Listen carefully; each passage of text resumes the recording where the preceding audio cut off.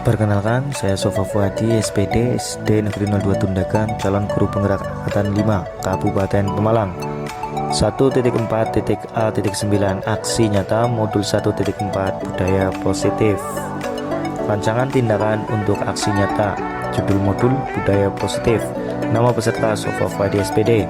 Latar belakang, penerapan budaya positif dapat dilakukan melalui pembiasaan di sekolah. Dengan pembiasaan maka akan membentuk karakter yang akan membentuk budaya positif. Tujuan, meningkatkan kebersihan kelas. Tolak ukur kelas menjadi bersih. Lini masa, diskusi dengan kepala sekolah. Guru memfasilitasi murid dalam membuat keyakinan kelas. Keyakinan kelas yang telah dibuat kemudian ditempel di dinding kelas. Murid melaksanakan kebersihan kelas. Dukungan yang dibutuhkan, dukungan dari warga sekolah agar budaya positif dapat terwujud. Tindakan aksi nyata. Latar belakang, penerapan budaya positif dapat dilakukan melalui pembiasaan di sekolah. Dengan pembiasaan maka akan membentuk karakter yang akan membentuk budaya positif. Tujuan, meningkatkan kebersihan kelas. Tolak ukur kelas menjadi bersih. Kita akan membuat keyakinan kelas. Keyakinan kelas akan dilaksanakan bersama-sama. Apa yang kalian usulkan? Ya. Menjaga kebersihan kelas. Saya Pak Guru melaksanakan tugas kelas. Saya Pak Guru mengerjakan tugas tepat waktu. Guru menjaga ketertiban kelas. Setuju?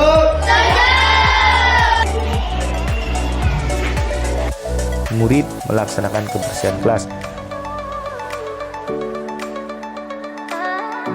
Tolak ukur kelas menjadi bersih.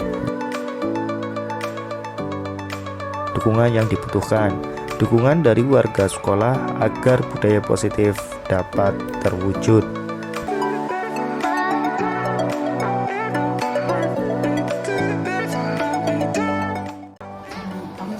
Assalamualaikum warahmatullahi wabarakatuh.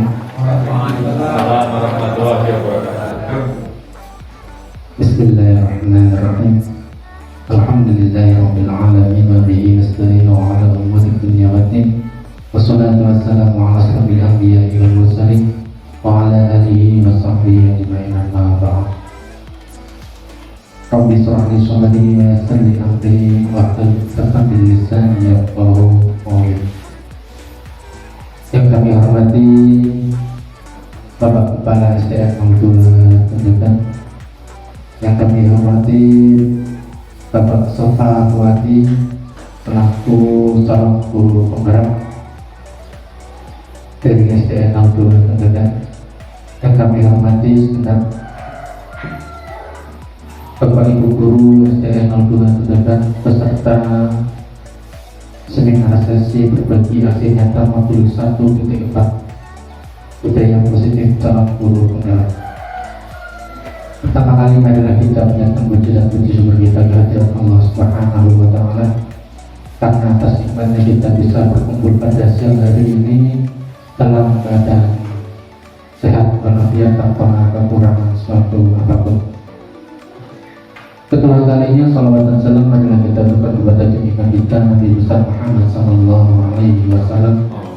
Semoga kita yang hadir di acara ini termasuk umatnya dan kalau mendapatkan sahabatnya di yaumil kiamah nanti. Amin Allahumma amin.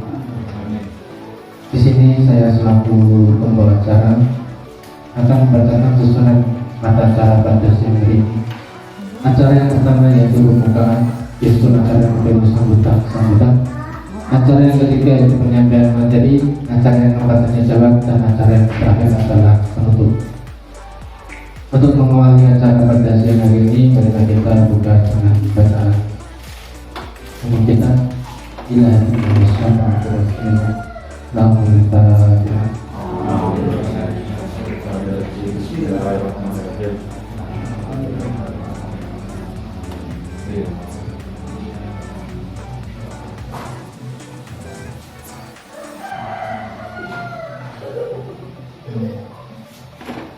Semoga dengan bacaan umum kita tadi acara demi acara bisa berjalan dengan lancar. Amin. Acara yang selanjutnya itu sambutan dari Bapak Kepala SDN 02 Tundagan. Kemudian beliau Bapak Ahmad Surdi, waktu dan tempat kami persilakan.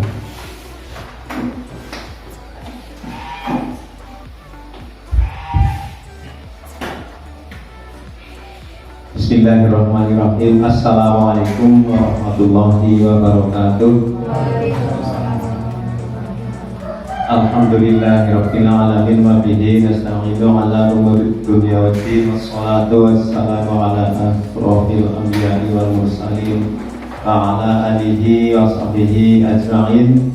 Rabbi shrah li sadri wa yassir li amri wahlul 'uqdatam min lisani yafqahu qawli. Amma ba'du. Yang kami hormati Bapak dan Ibu Guru SD 02 Tudakan, dan juga pada Bapak Sofa Fuadi, calon guru penggerak angkatan kelima. Marilah pada kesempatan ini kita memanjatkan puji syukur kehadirat Allah Subhanahu wa Ta'ala atas nikmat yang kita terima pada hari ini, dapat bertemu muka, berkumpul, berhimpun dalam acara yang mulia ini, sesi berbagi presentasi dari calon guru penggerak atas nama Pak Sofa Fuadi SPD. Yang kedua, sholawat serta salam semoga tetap tercurah limpahkan kepada Baginda Nabi Agung Muhammad SAW, yang tentunya kita harapkan syafaatnya kelak di hari kiamat. Bapak Ibu yang kami hormati, dan juga Pak Sofa Fuadi SPD yang kami hormati dan kami banggakan,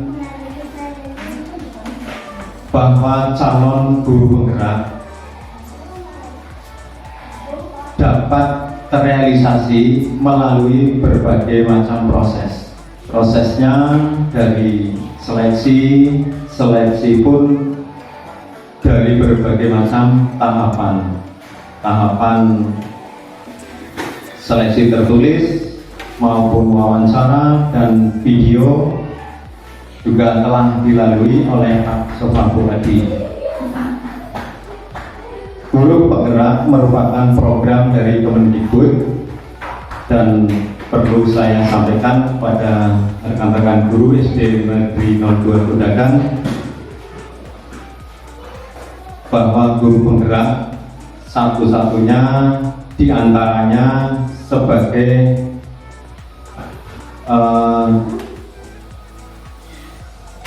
program yang diluncurkan oleh Kemendikbud dengan maksud tujuannya untuk menggerakkan terutama di dunia pendidikan, agar dunia pendidikan kita lebih tergerak, lebih meningkat dalam hal kualitas pendidikan, kualitas lulusan khususnya di tingkat satuan pendidikan sekolah dasar.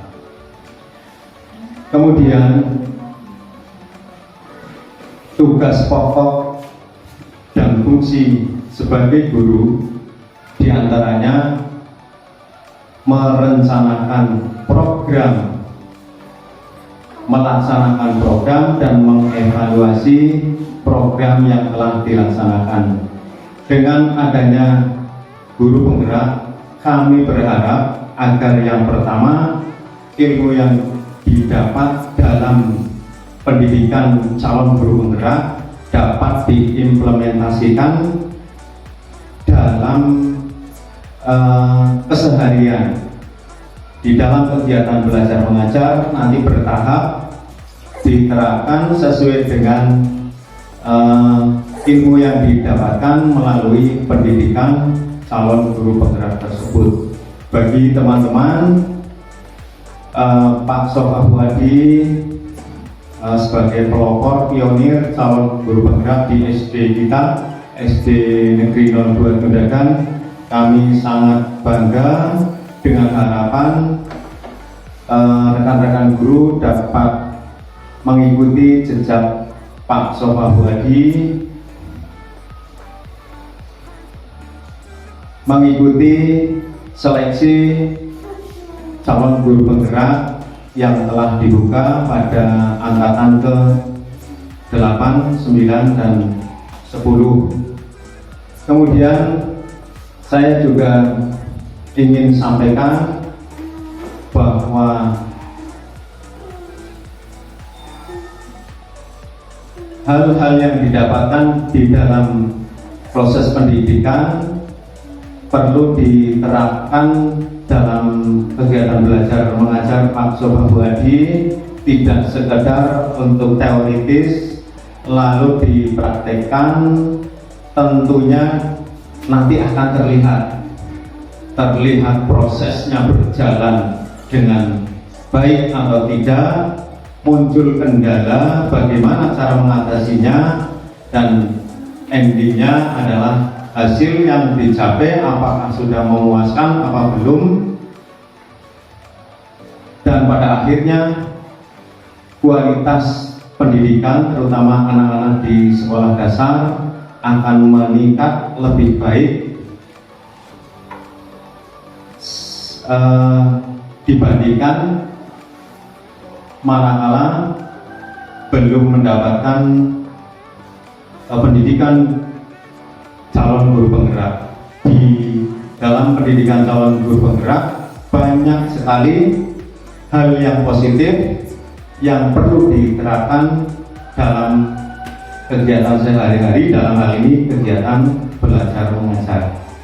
Kepada rekan-rekan guru, sebagai inspirasi kegiatan belajar mengajar perlu diamati,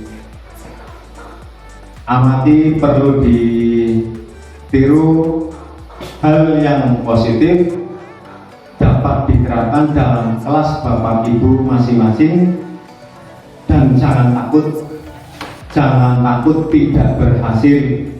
Semua itu perlu proses.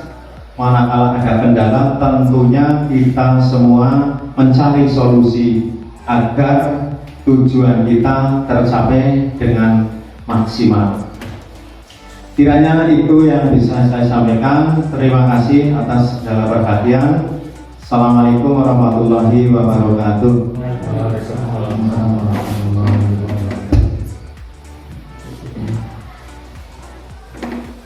Pembicaraan acara selanjutnya yaitu acara ini penyampaian materi aksi nyata modul 1.4 budaya positif oleh calon guru penggerak. Kali ini akan dibawakan oleh Bapak Sobahu Hadi. Kepada beliau kami persilakan. Terima kasih. Bismillahirrahmanirrahim. Assalamualaikum warahmatullahi wabarakatuh. Yang berhormat Kepala SD Negeri 02 Tindakan Bapak Ahmad Suhadi SDDSD, beserta rekan guru SD Negeri 02 Tindakan. Bapak Ibu yang saya hormati, mari kita belajar bersama-sama. Di sini saya akan berbagi pengalaman, berbagi aksi nyata, sesi berbagi aksi nyata modul 1.4 budaya positif, pemahaman dan pengalaman penerapan budaya positif. Perkenalkan, saya Sobahu Hadi SPD, calon guru penggerak angkatan 5 dari SD Negeri 02 Tindakan Kabupaten Pemalang. Bapak Ibu semuanya yang kami hormati, yang pertama yaitu terkait perubahan paradigma belajar. Sebelum ke rangkaian slide yang selanjutnya, ini ada kegiatan pemantik. Anda dan teman Anda akan melakukan kegiatan cobalah buka. Anda adalah A, tugas Anda adalah mengepalkan salah satu tangan Anda. Coba Anda bayangkan bahwa Anda menyimpan sesuatu yang sangat berharga di dalam kepalan tangan Anda. Anda perlu menjaga benda tersebut sekuat tenaga Anda karena begitu pentingnya untuk kehidupan Anda. Tugas rekan Anda B adalah mencoba dengan segala cara untuk membuka kepala tangan Anda. Teman Anda B boleh membujuk, menghardik, mengintimidasi, memarahi, menggoda, menggigit, bahkan menawari Anda uang agar Anda bersedia membuka kepala tangan Anda. Itu kegiatan pemantik pada awal sesi ini. Nah, Saya mengharapkan Bapak Ibu ada yang mempraktikkan, berarti menjadi A dan B. Ya, silakan siapa yang bersedia mempraktikannya.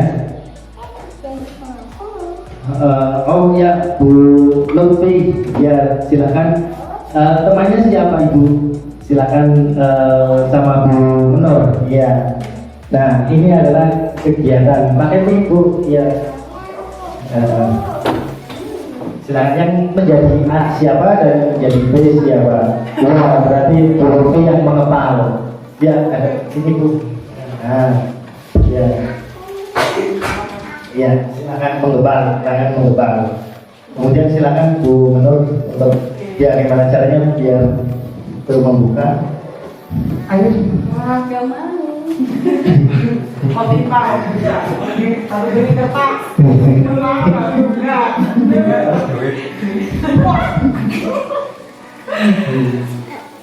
Maunya apa punya? Ayo, di sini apa? Ayo, ada beli kertas ya? Iya, gimana? Cukup ya? Iya, tidak membuka? Iya, terima kasih kembali ke tempat. Tepuk tangan dulu untuk Ibu Lutfi dan Bu Menur. Baik, jawablah pertanyaan di bawah ini. 1. Apakah Anda atau B membuka kepalan tangan Anda? Mengapa? Apa alasan Anda? Atau B membuka kepalan tangan Anda? 2. Apakah Anda atau B menutup kepalan tangan Anda? Mengapa? Apa alasan Anda? Atau B tetap menutup kepalan tangan Anda? Dalam kegiatan ini, sesungguhnya siapa yang memegang kendali atas kontrol untuk membuka atau menutup kepalan tangan Anda? Nah, sekarang kita tanya kepada Ibu Lutfiatul Mahira, mengapa masih tetap bersikeras tangannya belum terbuka atau mengapa? Ya. Ya, jadi tadi alasannya apa? Mengapa tidak dibuka? Karena mungkin pendiriannya kuat atau bagaimana? Ya.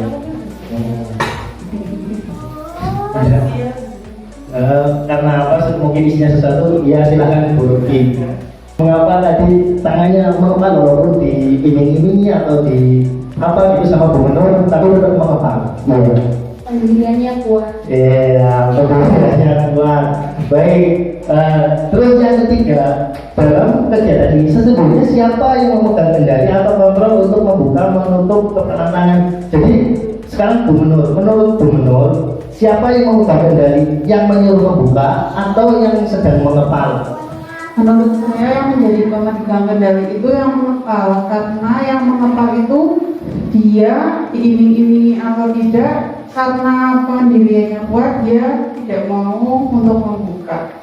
Menurut saya seperti ini. Iya, terima kasih. Kita cek.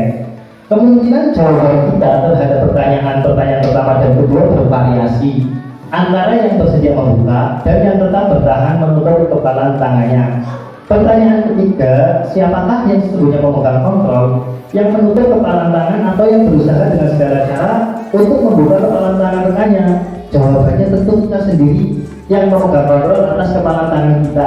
Apakah kita membuka atau menutup kepalan tangan kita? Kita bergantung pada diri kita masing-masing sesuai dengan kebutuhan dasar kita saat itu. Jadi jawabannya yaitu yang mengontrol adalah diri kita sendiri. Itu nanti ada hubungannya dengan rangkaian kegiatan ini. Itu kegiatan pemantik pada siang hari ini. Terima kasih kepada rekan semua, Bu Lut dan Bu Lut. Kita lanjutkan perubahan paradigma belajar. Psikiater dan pendidik Dr. William Glasser dalam kontrol teori yang kemudian hari berkembang dan dinamakan Chess Theory meluruskan beberapa miskonsepsi tentang makna kontrol. Yang pertama, ilusi guru mengontrol murid. Pada dasarnya, kita tidak dapat memaksa murid untuk membuat sesuatu jika murid tersebut memilih untuk tidak melakukannya. Walaupun tampaknya guru sedang mengontrol perilaku murid, hal demikian terjadi karena murid sedang mengizinkan dirinya dikontrol. Saat itu bentuk kontrol guru menjadi kebutuhan dasar yang dipilih murid tersebut. Teori kontrol menyatakan bahwa semua perilaku memiliki tujuan, bahkan terhadap perilaku yang tidak disukai. Jadi ketika murid melakukan sesuatu, itu sebenarnya dia yang sedang mengontrol dirinya sendiri. Demikian, jadi karena murid sedang mengizinkan dirinya dikontrol, itu misalnya ilusi guru mengontrol murid. Kemudian yang selanjutnya itu ilusi bahwa semua penguatan positif, efektif dan bermanfaat. Apakah semua penguatan positif, efektif dan bermanfaat? Penguatan positif atau bujukan adalah bentuk-bentuk kontrol. Jadi yang tadi dilakukan guru itu adalah bentuk-bentuk kontrol, segala usaha untuk mempengaruhi murid agar mengulangi suatu perilaku tertentu adalah suatu usaha untuk mengontrol murid tersebut. Dalam jangka waktu tertentu kemungkinan murid tersebut akan menyadarinya. Jadi kalau terus-menerus kemungkinan murid tersebut akan menyadarinya dan mencoba untuk menolak bujukan kita, atau bisa jadi murid tersebut menjadi tergantung pada pendapat sang guru untuk berusaha. Itu selanjutnya ilusi bahwa kritik dan membuat orang merasa bersalah dapat menguatkan karakter. Apakah kritik dapat menguatkan karakter? Menggunakan kritik dan merasa bersalah untuk mengontrol murid menuju pada identitas gagal. Mereka belajar untuk merasa buruk tentang diri mereka. Mereka mengembangkan dialog diri yang negatif. Kadang-kadang sulit bagi guru untuk mengidentifikasi bahwa mereka sedang melakukan perilaku ini, karena seringkali guru cukup menggunakan suara halus untuk menyampaikan pesan negatif. Selanjutnya, ilusi bahwa orang dewasa memiliki hak untuk memaksa. Banyak orang dewasa yang percaya bahwa mereka memiliki tanggung jawab untuk membuat murid-murid berbuat hal-hal tertentu. Apapun yang dilakukan dapat diterima selama ada sebuah kemajuan berdasar sebuah pengukuran kinerja. Pada saat itu pula, orang dewasa akan menyadari bahwa perilaku maksa tidak akan efektif untuk jangka panjang dan sebuah hubungan permusuhan akan terbentuk. Kemudian yang selanjutnya, bagaimana seseorang bisa berubah dari paradigma stimulus respon pada pendekatan teori kontrol. Stephen Covey pada Principle Centered Leadership 1991 mengatakan bahwa bila kita ingin membuat kemajuan perlahan, sedikit demi sedikit ubahlah sikap atau perilaku Anda. Namun bila kita ingin memperbaiki cara-cara utama kita, maka kita perlu mengubah kerangka acuan kita. Ubahlah bagaimana Anda melihat dunia, bagaimana Anda berpikir tentang manusia. Ubahlah paradigma Anda, skema pemahaman dan kejelasan aspek-aspek tertentu tentang realitas. Teori kontrol, stimulus dan respon, realitas kebutuhan kita sama. Dalam teori kontrol, realitas kebutuhan kita berbeda. Semua orang melihat hal yang sama. Setiap orang memiliki gambaran berbeda. Kita mencoba mengubah agar orang berpandangan sama dengan kita. Teori kontrol, kita berusaha memahami pandangan orang lain tentang dunia. Perilaku buruk dilihat sebagai suatu kesalahan. Dalam teori kontrol, semua perilaku memiliki tujuan. Nah ini, kadang kita terhadap murid itu, ketika murid melakukan suatu perilaku yang kurang, itu sepertinya melakukan kesalahan sebagai suatu kesalahan. Padahal semua perilaku itu memiliki tujuan. Dan nanti akan sampai ke situ. Mengapa murid seperti itu? Kemudian orang lain mengontrol saya. Kita itu berpikir orang lain mengontrol saya misalkan, tetapi hanya Anda yang bisa mengontrol diri Anda, seperti yang tadi dilakukan kegiatan pematik. Saya bisa mengontrol orang lain, Anda tidak bisa mengontrol orang lain. Dalam teorinya, teori kontrol, pemaksaan ada pada saat bujukan gagal. Yang teori kontrol, kolaborasi dan konsensus menciptakan pilihan-pilihan baru. Model berpikir menang kalah. Teori kontrol, model berpikir menang. Selanjutnya, disiplin positif. Disiplin positif bertujuan menanamkan motivasi kepada murid untuk menjadi orang yang mereka inginkan dan menghargai diri sendiri dengan nilai yang mereka percaya. Ketika murid-murid kita memiliki motivasi tersebut, mereka telah memiliki motivasi intrinsik, jadi dari dalamnya ini. yang berdampak jangka panjang, motivasi yang tidak akan terpengaruh pada adanya hukuman dan atau hadiah. Mereka akan tetap berperilaku baik dan berlandaskan nilai-nilai kebajikan karena mereka ingin menjadi orang yang menjunjung tinggi nilai-nilai yang mereka hargai atau mencapai suatu tujuan mulia. Jadi motivasi intrinsik itu dari dalam murid-murid kita itu akan berdampak jangka panjang.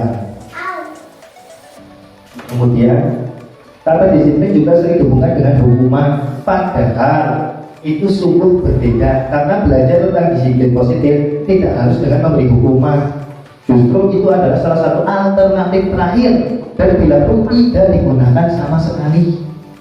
Disiplin diri juga mempelajari bagaimana cara kita mengontrol diri dan bagaimana menguasai diri untuk memilih tindakan yang mengacu pada nilai-nilai yang kita hargai agar tercapai tujuan mulia yang kita inginkan. Sebagai pendidik, tujuan kita adalah menciptakan anak-anak yang memiliki disiplin diri sehingga mereka bisa berperilaku dengan mengacu pada nilai kebajikan universal dan memiliki motivasi intrinsik bukan ekstrinsik. Ini contoh, misalkan anak ini kegiatan tiket. Anak misalkan, ayo siapa yang tiket akan diberi bintang, itu kan sebuah penghargaan, tetapi itu jangka pendek. Tapi kalau tidak diberi bintang, maka anak tersebut tidak semangat atau gimana. Itu kan berarti motivasi ekstrinsik dari anak. Bagaimana caranya biar anak itu punya motivasi intrinsik dari dalam sehingga mereka melakukannya itu efeknya jangka panjang seperti itu. Itu maksudnya, itu contoh kegiatan tersebut. Tadi disiplin positif, sekarang nilai-nilai kebajikan universal.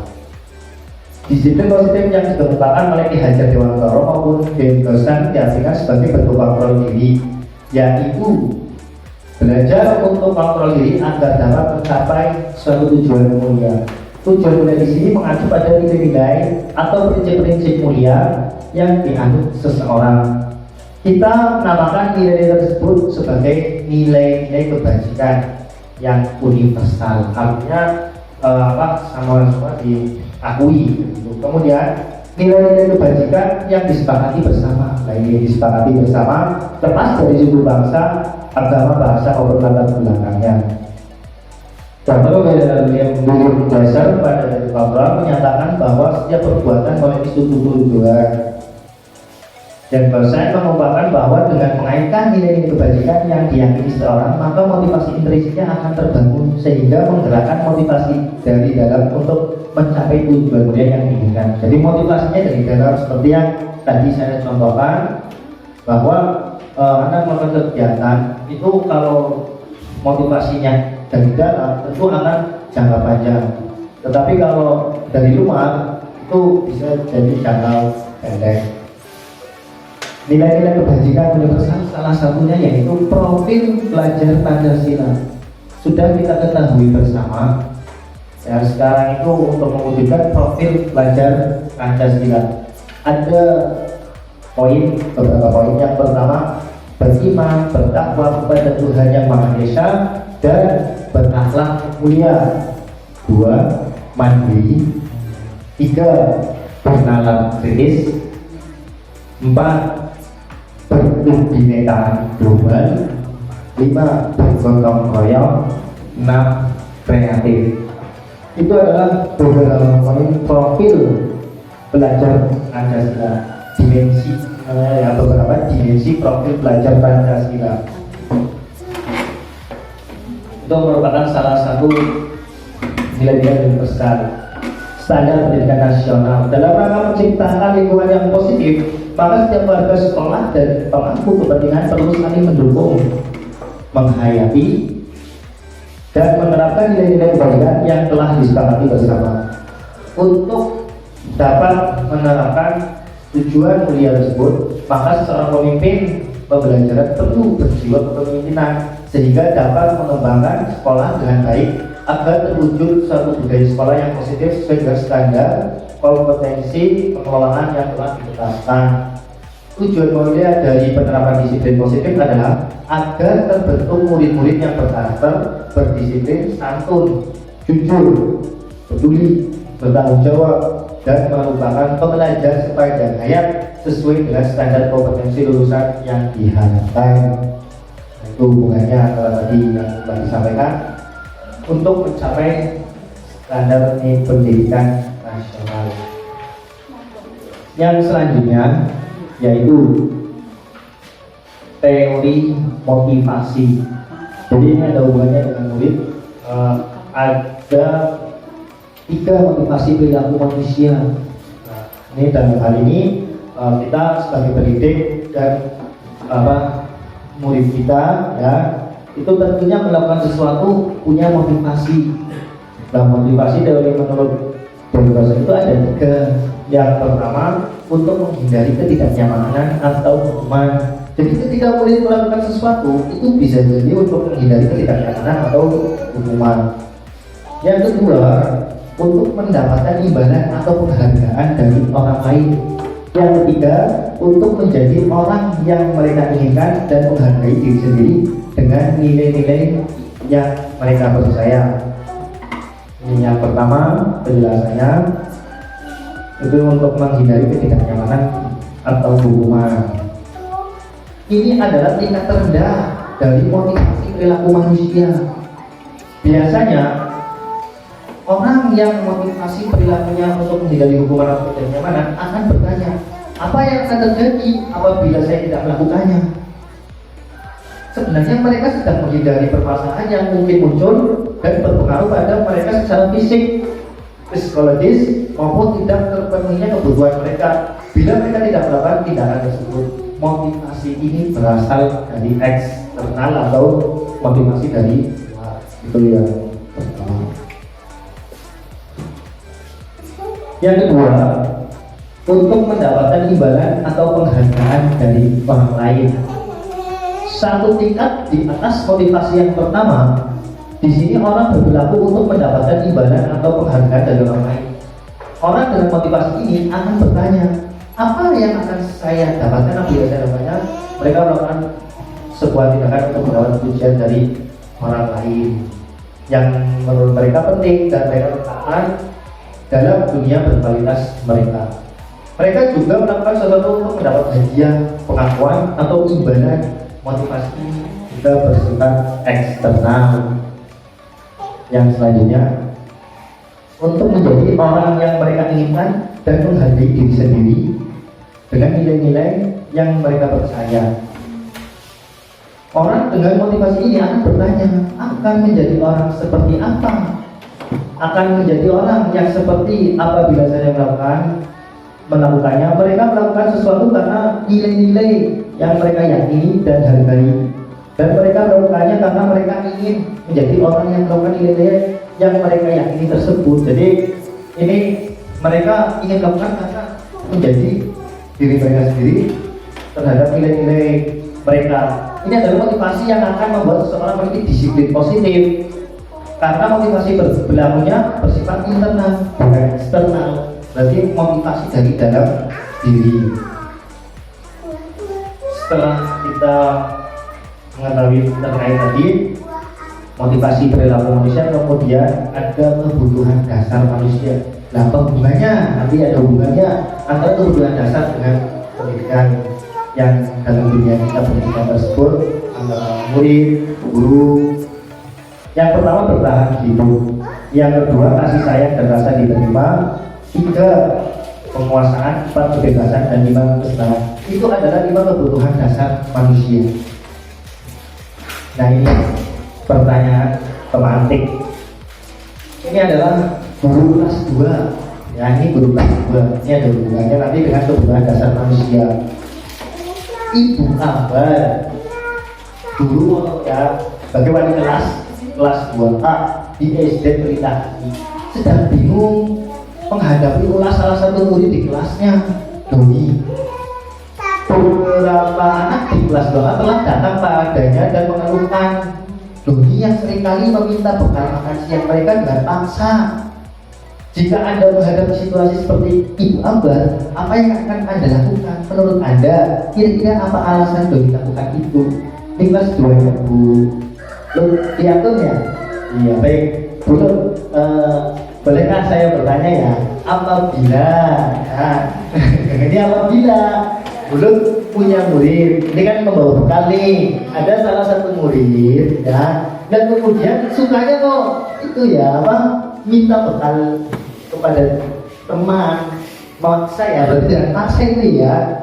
Nah, menurut Bulut Fiatun sebagai guru kelas 2, jika menghadapi situasi seperti itu, apa yang akan Anda lakukan? Memberi nasihat kepada Doni, kemudian memanggil orang tuanya. Oh iya. Terus pertanyaannya lagi ada yang menurut Anda kan ada lanjutannya nih. Kira-kira apa alasan Doni melakukan hal itu?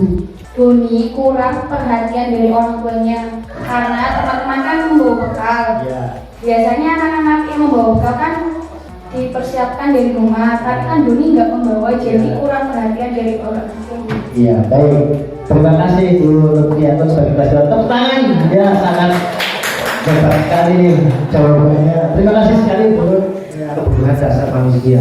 Dalam kasus Doni di atas, apabila jawaban Doni ketika ditanya oleh Ibu Ambar adalah karena dia lapar dan orang tuanya tidak membawakannya bekal makan siang, maka kebutuhan dasar yang sedang berusaha dipenuhi oleh Doni adalah kebutuhan untuk bertahan hidup. Jadi kalau misalkan Doni ditanya nih, tanya kenapa Doni mengambil makanan temannya? Saya lapar guru. Nah, itu berarti Doni sedang memenuhi kebutuhan hidup. Yang nomor pertama yaitu kebutuhan kebutuhan dasar manusia untuk bertahan hidup survival ya. Itu jawabannya. Kalau misalkan yang pertama, baik, lanjutkan lagi. Dalam kasus di atas, apabila Doni menjawab bahwa alasan mengambil bekal temannya karena dia merasa senang, temannya jadi memperhatikan dia. Ketika temannya melaporkan tindakannya itu pada gurunya dan gurunya memberikan orang tuanya, sehingga orang tuanya jadi memperhatikan dia, maka kebutuhan dasar yang sedang dipenuhi Doni adalah kebutuhan akan kasih sayang dan rasa diterima. Ini seperti jawabannya Bulut ya ini ya. Berarti tepat sekali Bulut berarti ini ya. Ini jawaban ya kebutuhan yang tadi nomor 2 ya. Berarti kebutuhan dasar ya, kebutuhan dasar manusia, kebutuhan akan kasih sayang dan rasa diterima. Ini berarti jawaban Bulut ini. Kalau ditanya jawabannya seperti itu, karena dia merasa senang, berarti pengen ya, perhatian kasih sayang untuk kebutuhannya. Baik, selanjutnya dalam kasus di atas, apabila jawaban Doni adalah dia merasa hebat karena temannya jadi takut dengan dia dan menuruti keinginannya, maka sebetulnya Doni sedang berusaha memenuhi kebutuhan dasarnya akan kekuasaan. Ada kan misalkan murid yang seperti itu ya, yaitu temannya menjadi takut, dia merasa hebat dan lain sebagainya, itu dia sebenarnya dia sedang memenuhi kebutuhan dasar manusia, yaitu kebutuhan dasarnya akan kekuasaan. Selanjutnya dalam kasus di atas adalah bahwa dia merasa bosan dengan bekal makanan yang dibawakan ibunya dari rumah, karena ibunya selalu membawakan bekal yang sama. Oleh karena itu dia ingin mencoba makanan teman-temannya yang beraneka ragam, maka Doni sedang berusaha memenuhi kebutuhannya akan kebebasan. Kan ada ya, kadang murid pengen ini pengen itu punya temennya, ya itu berarti kalau jawabannya seperti itu mereka sedang memenuhi kebutuhannya, kebutuhan dasar manusia yaitu kebutuhan akan kebebasan. Kemudian dalam kasus di atas, bila Doni menjawab bahwa dia melakukannya karena iseng saja dan ia menikmati ekspresi wajah teman-temannya yang kesal karena diambil makanannya dan menurut dia ekspresi teman-temannya itu lucu, maka berarti Doni sedang berusaha memenuhi kebutuhannya akan kesenangan ya. Berarti kadang kalau bercanda usia anak atau murid itu seperti itu, mereka juga sedang memenuhi kebutuhan dasar manusia yaitu kesenangan. Seperti itu, melihat wajah teman-temannya itu apa kesal, itu malah senang, itu berarti kebutuhan dasar ya, kebutuhan dasar. Itu tadi contoh-contoh kebutuhan yang terkait dengan kebutuhan dasar manusia dalam pembelajaran yang kita ya sebagai pendidik, sebagai guru, tentunya kita menghadapi berbagai hal yang ada di lingkungan kita, terutama di sekolah. Kemudian ini posisi kontrol guru. Jadi sebagai guru itu posisi kontrol yang pertama memberi hukuman, yang kedua membuat merasa bersalah, yang ketiga teman, yang keempat pemantau, dan yang kelima manajer. Nah, seharusnya itu posisi kontrol ini sudah tiga, atau mungkin tiga tidak ada ya, atau mungkin tiga dilakukan. Kita itu belajar bersama-sama, maksudnya untuk menjadi ini. Dan nanti seperti apa? Nanti kita lihat. Ini posisi kontrol guru. Tadi kalau penghukum dan pembuat merasa bersalah, dia masuknya identitas gagal. Ya. Dampak pada murid. Kalau menghukum, dampak pada murid mengulangi kesalahan berulang kali, perilaku menjadi agresif. Itu. Kalau membuat merasa bersalah, muridnya menjadi rendah diri, merasa gagal dan tidak berharga. Posisi guru sebagai teman tergantung, tidak mandiri dan tidak bisa memutuskan, muridnya bergantung ya, berharap. Kemudian pemantau, posisi kontrol guru sebagai pemantau, menitik beratkan pada dampak pada diri sendiri, mendapatkan hadiah atau mendapatkan hukuman. Kemudian ini kontrol diri sebagai manajer, mengevaluasi diri bagaimana menjadi diri yang lebih baik. Kaitan dengan dunia berkualitas, murid meletakkan guru di luar dunia berkualitas. Jadi kalau sering menghukum atau menghukum itu di luar dunia berkualitasnya murid ya. Kemudian membuat merasa bersalah, murid meletakkan guru di dalam dunia berkualitas. Teman, murid meletakkan guru sebagai orang penting dalam dunia berkualitas. Kalau posisi kontrol guru sebagai teman, murid meletakkan sebagai orang penting. Pemantau, murid meletakkan guru peraturan di dunia berkualitas. Kemudian kalau manajer ini, murid meletakkan dirinya sebagai individu yang positif dalam dunia berkualitas. Hukuman, konsekuensi, dan restitusi. Nah ini kita bahas ya. Hukuman, sesuatu yang menyakitkan harus terjadi, sesuatu yang harus terjadi, menyakitkan ya, sesuatu yang menyakitkan harus terjadi hukum. Sedangkan konsekuensi, sesuatu harus terjadi. Restitusi merupakan pilihan. Lagi hukuman, tidak nyaman untuk murid, anak untuk jangka waktu yang panjang. Konsekuensi, tidak nyaman untuk murid, anak untuk jangka waktu yang pendek. Sama-sama tidak nyaman ini. Kalau hukuman waktunya panjang, jangka waktu panjang. Kalau konsekuensi dalam waktu pendek ini untuk murid. Lalu kalau restitusi, menguatkan untuk murid, anak-anak dalam jangka waktu panjang.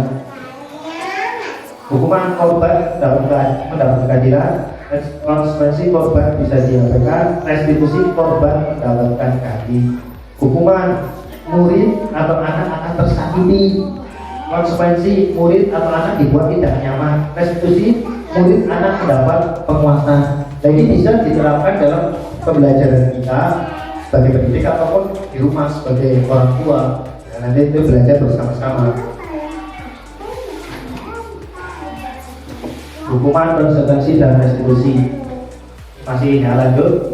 Perilaku pasif agresif meningkat ini kalau hukuman. Kemudian konsekuensi, penguatan hanya bertahan dalam jangka waktu yang pendek. Kalau restitusi, masalah terpecahkan. Hukuman, sistem tidak akan berjalan bila murid tidak takut. Nah, kalau misalkan guru menghukum murid tidak takut, tidak berjalan. Konsekuensi, memerlukan monitoring dan supervisi terus-menerus dari guru. Jadi kalau tidak ada supervisi, jadi tidak jalan kalau konsekuensi. Nah ini restitusi, murid belajar bertanggung jawab untuk perilakunya. berlaku hanya pada sebuah institusi, tidak berlanjut pada kehidupan nyata. Ini kalau hukuman. Konsekuensi membantu penerapan mengikuti peraturan dalam masyarakat. Restitusi fokus pada pemecahan masalah dalam jangka waktu yang panjang. Hukuman peraturannya adalah titik-titik kamu harus ini hukuman. Tetapi kalau konsekuensi apa peraturannya, mampukah kamu melakukannya? Terima kasih. Kalau restitusi, apa yang kamu yakini, apa yang bisa kamu lakukan untuk memperbaiki masalah ini?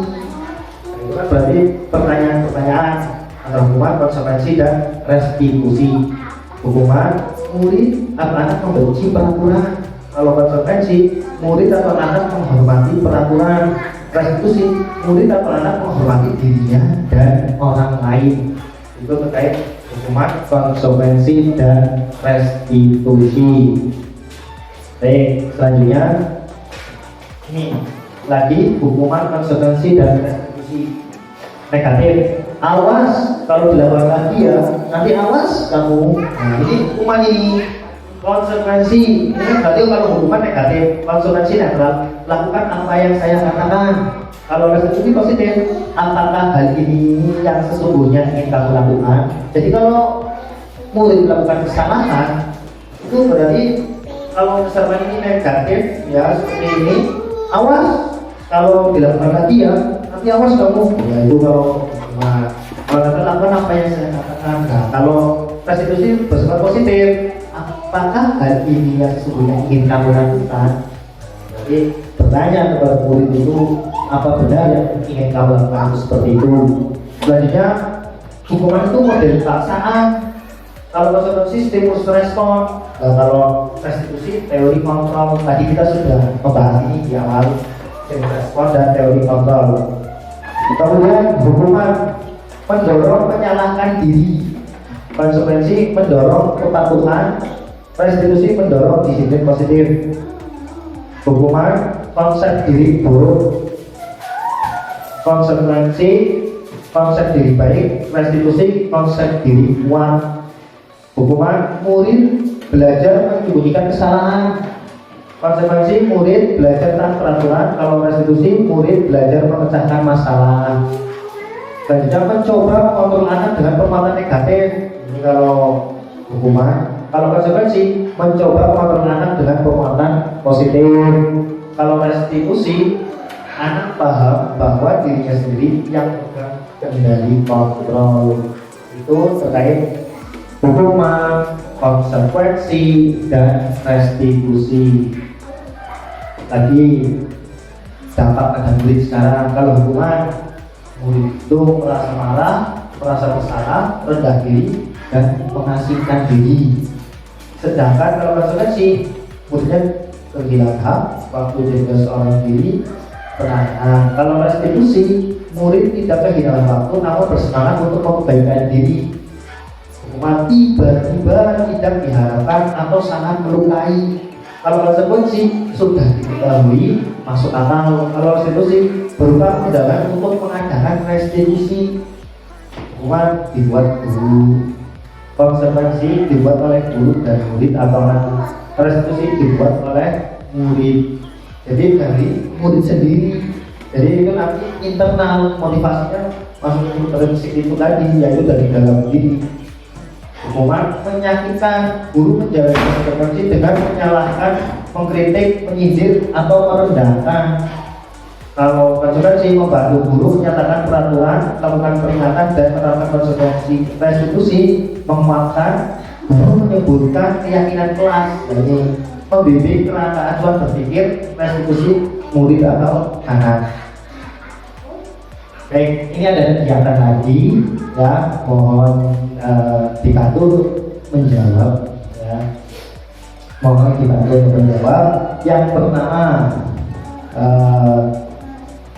hukuman atau konsekuensi mencatat, ini tindakan guru. Apabila tindakan guru menyuruh anak mencatat 100 kali di dalam buku kalimat saya tidak akan terlambat lagi, saya tidak akan terlambat lagi, terus sampai 100 kali karena terlambat ke sekolah.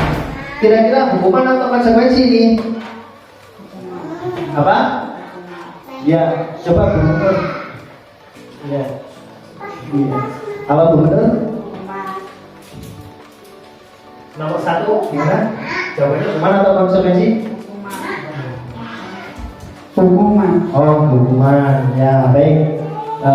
Pindah ke belakang bisa. Ibu, ya. Ke samping, ya. Samping. Ya, Bu Siti Jumaroh, ya, guru kelas 1. Iya.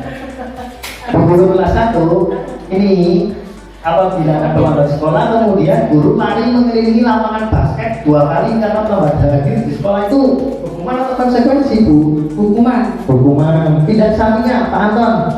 Ya, ya Pak Anton. Ini ada misalnya ini ada contoh menggantikan kertas tugas yang telah dicoret-coret, itu hukuman atau konsekuensi? Konsekuensi. Coba kita buka. Nah, iya. Nah, tapi kita sudah sampai sini sudah belajar bersama-sama. Kita sudah mengetahui itu hukuman dan konsekuensi. Nah, kita lagi akan membahas lagi yang namanya restitusi. Tadi kan sudah perbedaan antara hukuman, konsekuensi dan restitusi. Nah, ini hukuman dan konsekuensi.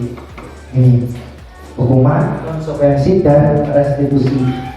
Berdasarkan bagian di atas, maka kita bisa menyimpulkan bahwa hukuman bersifat tidak terencana atau tiba-tiba. Hukuman bersifat satu arah dari pihak guru yang memberikan, dan murid hanya menerima suatu hukuman tanpa melalui suatu kesepakatan atau pengarahan dari pihak guru baik sebelum atau sesudahnya. Sekarang disiplin dalam bentuk konsekuensi sudah terencana atau sudah disepakati, sudah dibahas dan disetujui oleh murid dan guru. Umumnya, ya ini umumnya bentuk-bentuk konsekuensi dibuat oleh pihak guru atau sekolah dan murid sudah mengetahui sebelumnya konsekuensi yang akan diterima bila ada pelanggaran. Konsekuensi biasanya diberikan berdasarkan suatu data yang umumnya dapat diukur. Misalnya, setelah 3 kali tugas yang tidak diselesaikan pada batas waktu yang ditentukan, atau murid melakukan kegiatan di luar kegiatan pelajaran, misalnya ngobrol, maka murid tersebut akan kehilangan waktu bermain dan harus menyelesaikan tugas karena ketertinggalannya. Peraturan dan konsekuensi yang mengikuti ini sudah diketahui sebelumnya oleh murid. Sikap guru di sini senantiasa memonitor murid, harus ada monitor untuk konsekuensi ini. Nah, itu tadi. Selanjutnya yaitu restitusi. Restitusi adalah proses menciptakan kondisi bagi murid untuk memperbaiki kesalahan mereka sehingga mereka bisa kembali pada kelompok mereka dengan karakter yang lebih kuat. Menurut dosen 2004. Sebelum restitusi selanjutnya kita penghargaan dulu. Kita sudah terbiasa ya atau sudah mengerti lah penghargaan, apa itu penghargaan dan lain sebagainya. Kita belajar bersama. Saat kita berulang kali menjanjikan hadiah kepada anak-anak agar berperilaku bertanggung jawab, atau kepada seorang murid agar mempelajari sesuatu yang baru, atau kepada seorang karyawan agar pekerjaannya yang berkualitas, kita sedang berasumsi mereka tidak dapat melakukannya atau mereka tidak akan memilih untuk melakukannya. Itu menurut berpikir. Jadi ketika kita memberikan sesuatu ya hadiah, menjanjikan hadiah kepada murid, itu kita menganggap bahwa murid tidak bisa melakukannya kalau ini tanpa hadiah. Maksudnya apa sih ini? Penghargaan ini. Nah, ini yang tadi contohnya ya, kelas bersih, membersihkan kelas. Misalkan nanti kalau kelasnya bersih akan ini, berarti kan menjanjikan. Itu kalau misalnya itu tidak, jangka waktunya tidak lama gitu. Kalau tidak diberi hadiah, maka kan tidak membersihkan kelas. Maka dari itu kita penghargaan ya. Jadi kalau kita menggunakan penghargaan itu tadi, kalau membersihkan kelas atau kelas yang bersih, satu kelas akan diberi ini misalkan itu kan. Nah, kalau misalnya tidak diberi atau tidak dijanjikan sesuatu, anak tidak melakukan kebersihan kelas. Selanjutnya penghargaan ini. Kalau selanjutnya juga mengemukakan beberapa pernyataan dari hasil pengamatannya selama ini tentang tindakan memberikan penghargaan yang nilainya sama dengan menghukum seseorang. Jadi memberi penghargaan sama saja kalau menurut ini menghukum seseorang. Yang nilainya sama dengan menghukum seseorang. Pengaruh jangka pendek dan jangka panjang. Penghargaan efektif jika kita menginginkan seorang melakukan sesuatu yang kita inginkan dalam jangka waktu pendek. Jika kita menggunakan penghargaan lagi dan lagi, maka orang tersebut akan bergantung pada penghargaan yang diberikan serta kehilangan motivasi dari dalam.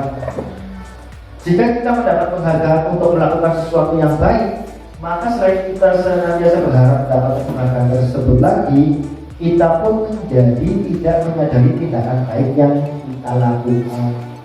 Penghargaan tidak efektif. Suatu penghargaan adalah suatu benda atau peristiwa yang diinginkan yang dibuat dengan persyaratan. Hanya jika Anda melakukan hal ini, maka Anda akan mendapatkan penghargaan yang diinginkan. Jika saya mengharapkan suatu penghargaan dan tidak mendapatkannya, maka saya akan kecewa dan berkecil hati, serta kemungkinan lain kali saya tidak akan berusaha sekeras-kerasnya. Jika kita memberikan seseorang suatu penghargaan untuk melakukan sesuatu, maka kita harus terus-menerus memberikan penghargaan itu.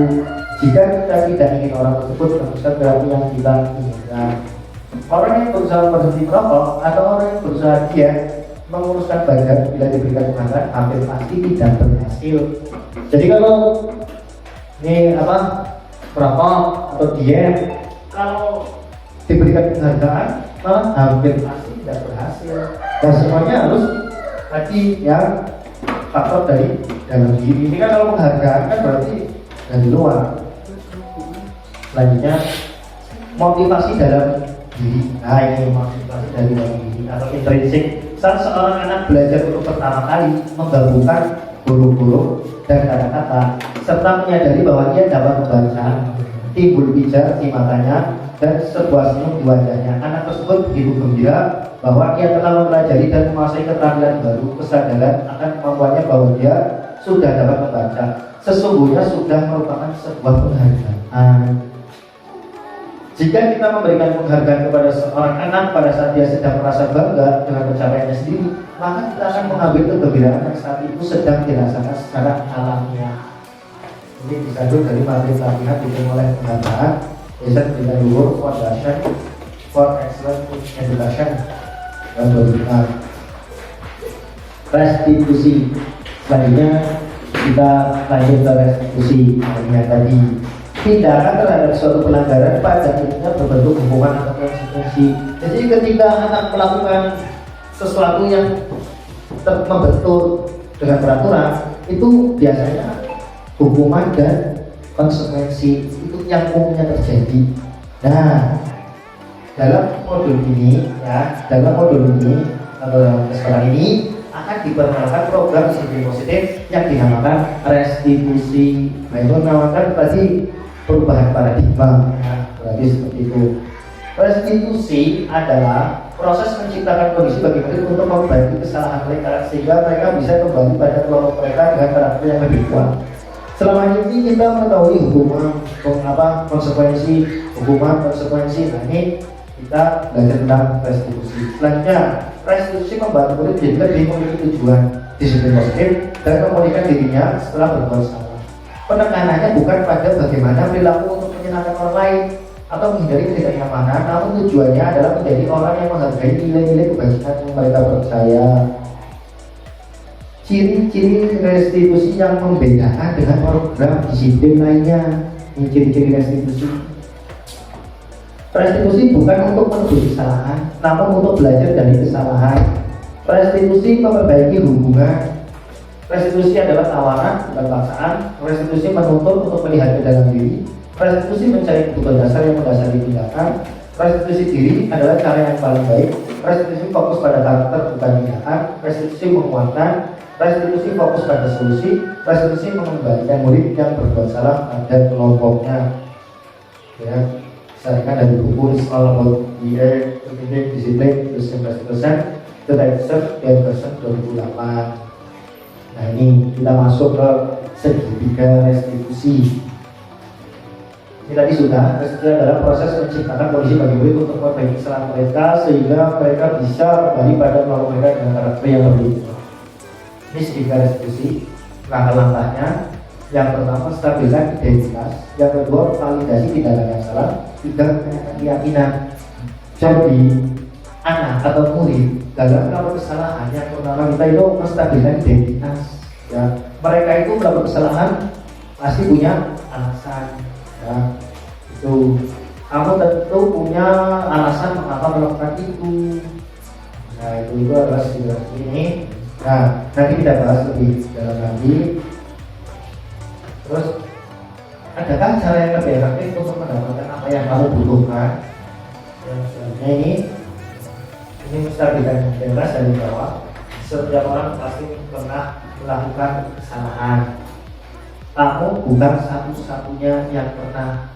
Ini adalah menstabilkan identitas.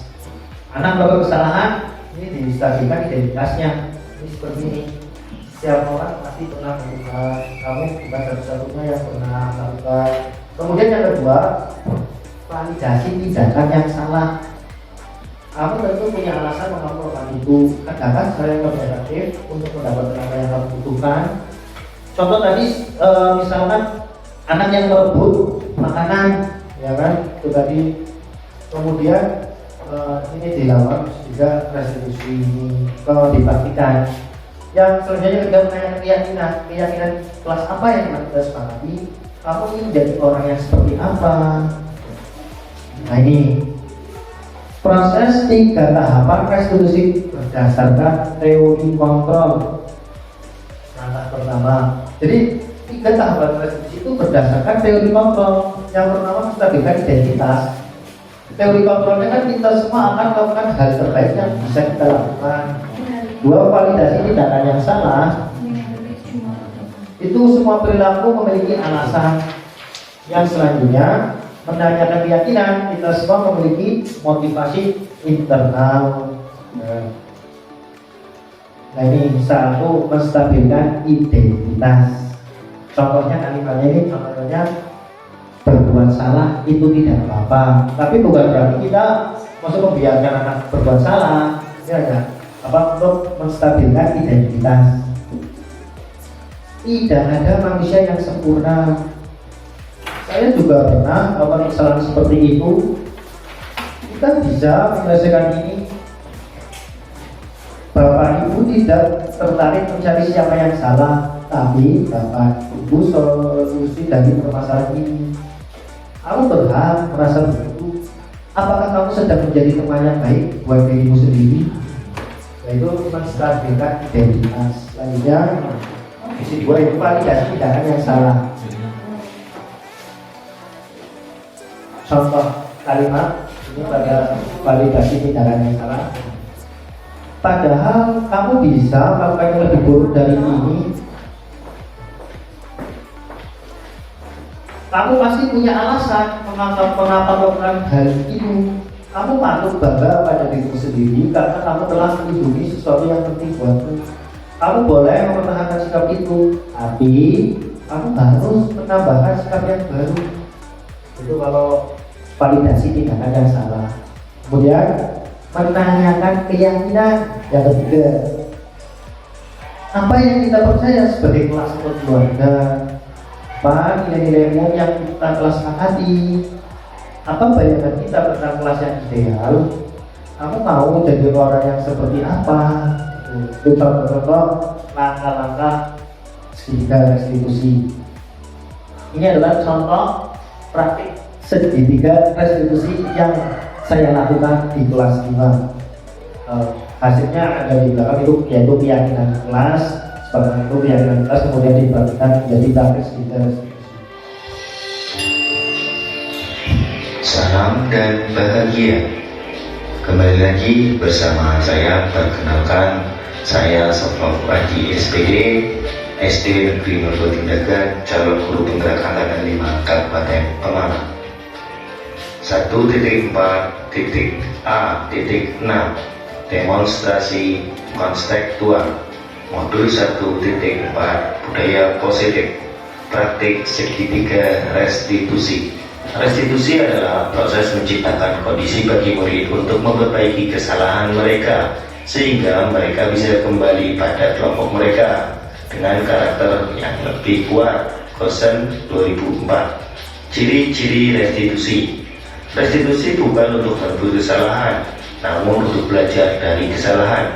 Restitusi memperbaiki hubungan. Restitusi adalah tawaran, bukan paksaan. Restitusi menuntun untuk melihat ke dalam diri. Segitiga restitusi. 1. Menstabilkan identitas. 2. Validasi tindakan yang salah. 3. Menanyakan keyakinan. Kasus 1. Ada murid yang tidak melaksanakan piket kelas. Selamat siang, Hani. Iya, Pak Guru. Apa kabar hari ini? Baik, Pak Guru. Hani, apakah kamu ketahui kemarin dalam piket nomor siapa? Selamat siang, Pak Guru. Apa ada yang ingin kamu ceritakan terkait piket kemarin? Iya, Pak Guru. Kemarin saya tidak mengikuti. Iya, kelas, Pak Guru. Apa Pak Guru boleh tahu mengapa kami tidak mengerjakan? Iya, Pak Guru. Selamat Guru. Ini apa yang kamu katakan apabila kamu bersih? Iya, Pak Guru. Lalu apa yang kamu katakan jika kamu tidak ikut kelas? Iya, Pak Guru. Kenapa sedih? Saya menyesal karena saya tidak melaksanakan tugas. Pak Guru tahu bahwa kamu sedang ini, namun kita harus ingat kembali yang kelas kita. Apakah ingat salah satu yang kita terkait dengan kelas? Ya, terkait kelas. Lalu kalau kamu tidak ikut tiga kelas, apakah kamu mengindahkan dia yang wanita? Nah, itu selanjutnya apa yang akan kita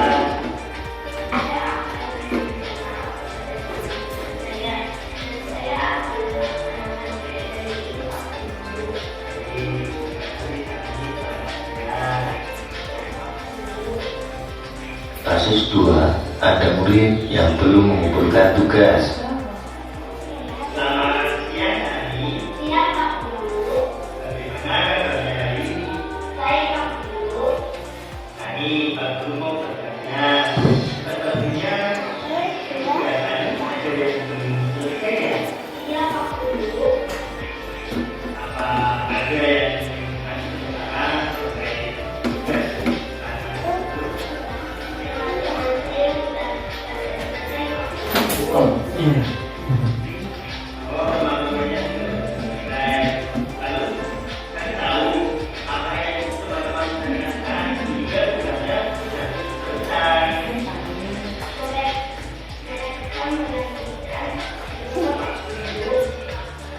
Oh, gitu ya. Bagaimana perasaan Hani saat tugasnya selesai?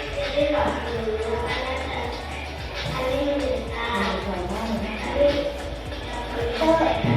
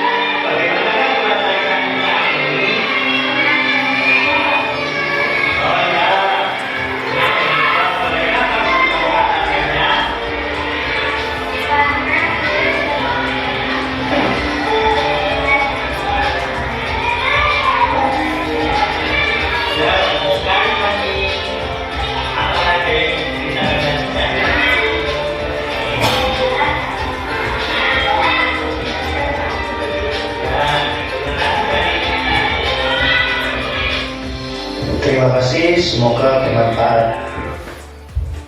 Nah, itu adalah contoh praktik segitiga restitusi.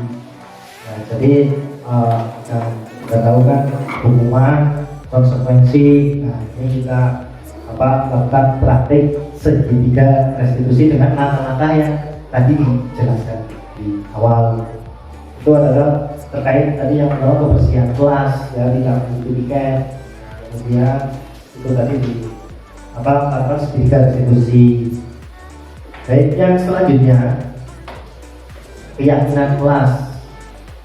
Keyakinan kelas merupakan nilai-nilai kebajikan universal yang disepakati secara tersirat dan tersurat lepas dari latar belakang suku, negara, bahasa maupun agama. Nah, ini contoh keyakinan kelas yang dibuat kelas 5 dan kemudian ini keyakinan kelas. Tahapan menciptakan program keyakinan kelas atau program kebajikan. Keyakinan kelas, tahapan menciptakan program kebajikan. 1. Lihat daftar kebajikan yang telah disusun bersama, ya. 2. Tentukan nilai-nilai kebajikan yang ingin dijadikan perhatian utama di sekolah Anda. Curah pendapat dalam kelompok. 3. Sempurnakan beberapa daftar nilai-nilai kebajikan yang utama. Bahas kembali dalam kelompok utama. 4. Buatlah poster atau muat di sosial media keyakinan sekolah atau kelas Anda. Pembentukan keyakinan kelas atau pembentukan keyakinan sekolah atau kelas. Keyakinan kelas bersifat lebih abstrak daripada peraturan yang lebih rinci dan konkret. Keyakinan kelas berupa pernyataan universal. Pernyataan keyakinan kelas senantiasa dibuat dalam bentuk positif. Keyakinan kelas hendaknya tidak terlalu banyak sehingga mudah diingat dan dipahami oleh semua warga kelas. Jadi tidak terlalu banyak. Keyakinan kelas sebaiknya sesuatu yang dapat diterapkan di lingkungan tersebut. Semua warga kelas hendaknya ikut berkontribusi dalam pembuatan keyakinan kelas lewat kegiatan curang pendapat. Bersedia meninjau kembali keyakinan kelas dari waktu ke waktu. Jadi ditinjau kembali. Itu terkait keyakinan kelas. Itu keyakinan kelas 5 yang sudah diterapkan tidak terlalu banyak dan dapat dilihat dalam kelas. Nah, aksi nyata modul 1.4 yaitu budaya positif.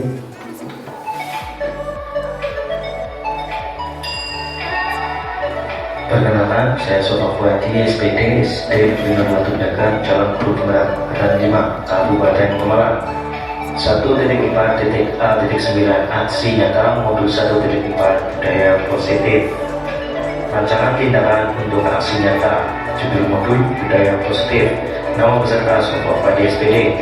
Latar belakang penerapan budaya positif dapat dilakukan melalui kebiasaan di sekolah. Dengan kebiasaan akan membentuk karakter yang akan membentuk budaya positif. Tujuan meningkatkan kebersihan kelas. Pada ukur kelas menjadi bersih.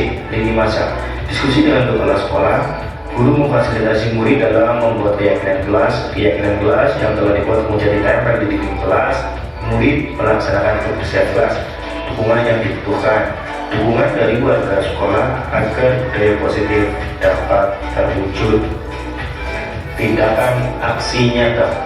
Latar belakang penerapan budaya positif dapat dilakukan melalui kebiasaan di sekolah. Dengan kebiasaan akan membentuk karakter yang akan membentuk budaya positif. Tujuan meningkatkan kebersihan kelas. Pada ukur kelas menjadi bersih.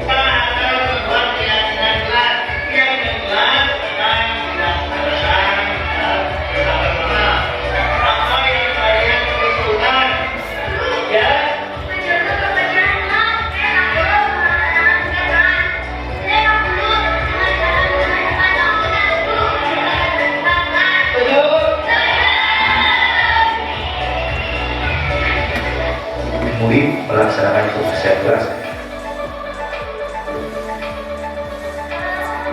Pada ukur kelas menjadi bersih. Dukungan yang dibutuhkan. Dukungan dari warga sekolah agar budaya positif dapat terwujud. Terima kasih, semoga bermanfaat. Itu adalah contoh kegiatan ya, aksi nyata di mana terkait dengan kebersihan kelas. Baik, untuk yang selanjutnya yaitu sesi tanya jawab silakan barangkali ada pertanyaan. Ayo Pak. Oh iya. Bapak Makmur, SPDSD, guru kelas 6. Assalamualaikum warahmatullahi wabarakatuh. Waalaikumsalam warahmatullahi wabarakatuh. Setelah melihat dan mendengarkan paparan dari Bapak selaku Adi, selaku calon guru penggerak dari Disiplin Narkoba Penyakit, saya ingin menanyakan apa korelasi dan perbedaan antara ketidaknyamanan atau hukuman dengan konsekuensi. Mohon dijelaskan. Dan Assalamualaikum warahmatullahi wabarakatuh. Waalaikumsalam warahmatullahi wabarakatuh. Terima kasih. Saya langsung menjawab dahulu hubungan atau relasi antara hukuman dan konsekuensi. Tadi kita kembali ke sini dulu ya, terkait hukuman dan konsekuensi. Jadi kalau hukuman itu kan biasanya menyakitkan atau satu arah, sedangkan konsekuensi itu ada hubungannya dengan yang dilakukan. Contoh ini, mencatat 100 kali dalam buku kalimat saya tidak akan terlambat lagi, atau lari mengelilingi lapangan basket 2 kali karena terlambat hadir di sekolah, kan tidak ada hubungannya dengan kegiatan pembelajaran, kecuali itu guru olahraga bukan, kan kayak gitu. Kalau itu pun kan ada itunya ya, ada peraturannya tidak seperti itu. Nah itu, sedangkan konsekuensi itu berhubungan dengan kegiatan yang dilakukan, contoh menggantikan kertas tugas teman yang telah dicoret-coret itu. Jadi itu perbedaannya antara hukuman dan konsekuensi itu ya. Terus hukuman bersifat tidak terencana atau tiba-tiba, sedangkan konsekuensi terencana, sudah disepakati, sudah dibahas, dimulai oleh guru, murid dan guru. Nah itu adalah hukuman dan konsekuensi. Yang selanjutnya yaitu ini, hukuman dampak pada murid. Dampak pada murid, kalau hukuman itu murid marah ya, merasa bersalah, rendah diri, mengasingkan diri. Sedangkan konsekuensi yaitu kehilangan hak, waktu jeda, seorang diri atau penahanan. Kalau hukuman itu tiba-tiba atau tidak diharapkan, itu sangat melukai, sedangkan konsekuensi itu sudah diketahui dan masuk akal. Kalau hukuman dibuat guru, konsekuensi dibuat murid dan guru. Nah dari situ kan sudah tahu bahwa kita itu di sini ada hukuman dan konsekuensi itu biasanya ini kan, tetapi kita kan mengenal yang ini kita bahas yaitu restitusi. Nah, ini pada itu, kalau hukuman dan konsekuensi sudah kita tahu ya, sudah kita tahu hukuman itu bersifat tidak terencana atau tiba-tiba. Jadi seperti itu ya Pak Makmur, sudah jelas ya. Apa ada lagi? Cukup Pak. Oke, terima kasih banyak. Baik, ada lagi pertanyaan? Oh iya saya Pak. Oh ya, silakan Pak Anton. Iya saya mau bertanya tentang hubungan antara kebutuhan dasar manusia dengan pembelajaran. Iya, baik.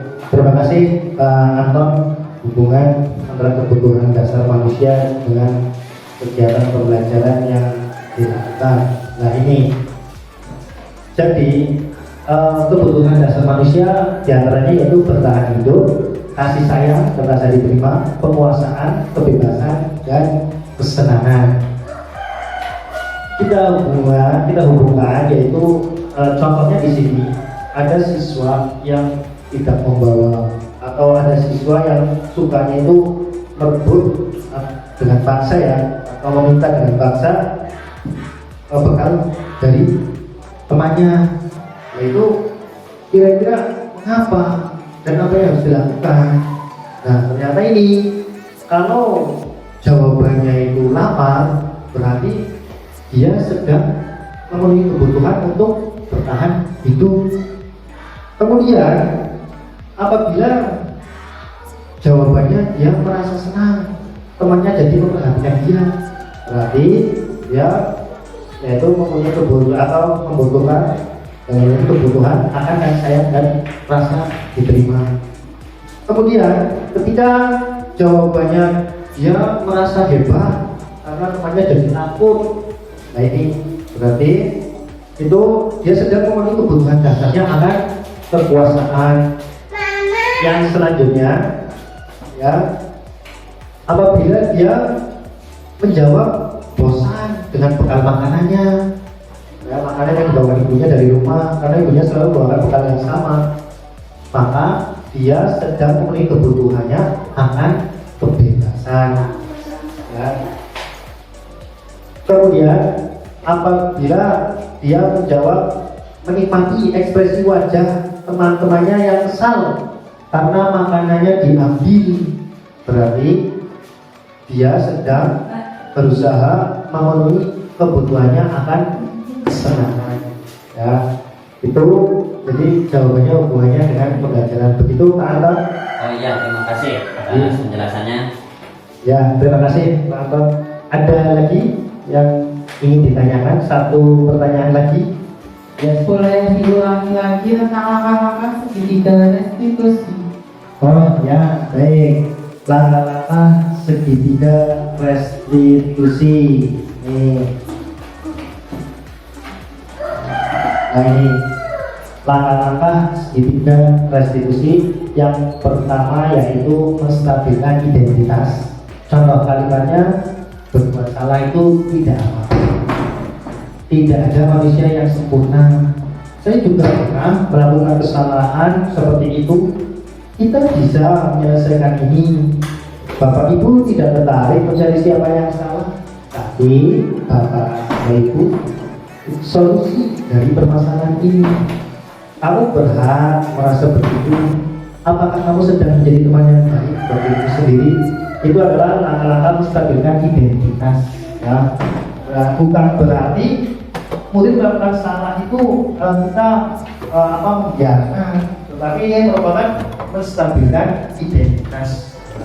Yang kedua, validasi tindakan yang salah. Murid melakukan kesalahan ya. Nah, contoh kalimatnya, padahal kamu bisa melakukan yang lebih buruk dari ini. Misalkan merebut makanan tadi, ya kan? Padahal kamu bisa melakukan yang lebih buruk dari ini. Nah, kemudian kamu pasti punya alasan mengapa melakukan hal itu. Yang selanjutnya, kamu bangga pada dirimu sendiri karena kamu telah menjadi sesuatu yang penting buatmu. Yang selanjutnya, kamu boleh mempertahankan sikap itu, tapi kamu harus menambahkan sikap yang baru. Nah, itu. Yang selanjutnya yaitu menanyakan keyakinan. Apa yang kita percaya sebagai kelas atau keluarga? Apa nilai-nilai umum yang kita telah sepakati? Apa pandangan kita tentang kelas yang ideal? Kamu mau jadi orang yang seperti apa? Nah, itu langkah-langkah segitiga restitusi ada 3 Ibu. Itu saya kira penjelasan saya seperti itu. Bagaimana? Oke, terima kasih. Jadi mungkin untuk penerapan segitiga restitusi itu lebih ditekankan ke komunikasi yang baik antara guru dan siswanya. Iya, nanti sudah contoh praktik kegiatan restitusi seperti itu. Nanti semoga bisa ada lagi apa sudah cukup? Oke, monggo Ahmad Syadi, kepala sekolah. Terima kasih Pak Sofa Bodi. Tadi telah kita ikuti bersama paparan dari Pak Sofa Bodi terkait dengan pembelajaran. Kita masih bersifat bahkan yang berbau hukuman maupun konsekuensi, dan yang diharapkan adalah restitusi. Nah, manakala siswa yang melakukan kesalahan, kalau dalam contoh kan individu.